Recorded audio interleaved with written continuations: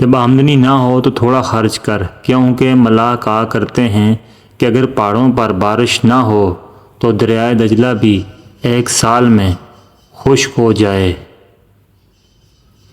جس طرح تو برائی سننا ناپسند کرتا ہے، اسی طرح اپنے آپ کو مداح سرائی سے بھی بچا۔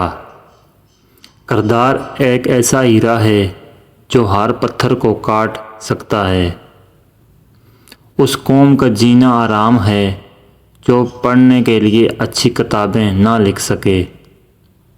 عقل مند پہلے اپنے دماغ سے پوچھتا ہے، پھر منہ سے بات نکالتا ہے۔ جب کلام کم ہو جائے تو انسان اکثر صحیح بات کرتا ہے۔ جو بندہ اپنی زبان کو قابو میں نہیں لاتا وہ ہمیشہ شرمندہ ہوتا ہے۔ اپنا بوجھ خلقت میں سے کسی کے اوپر مت رکھ، خواہ کم ہو یا زیادہ۔ جو بندہ جلدی کے ساتھ ہر ایک بات کا جواب دے دیتا ہے وہ ٹھیک جواب بیان نہیں کرتا۔ جو کام لوگوں کے سامنے نہیں کر سکتے اس کام کو چھپ کر بھی کبھی مت کرو۔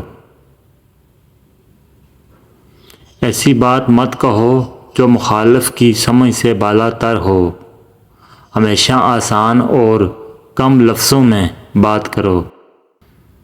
دولت مند کر دینے والی عورت کے چہرے پر 3 نشانیاں ہوں گی۔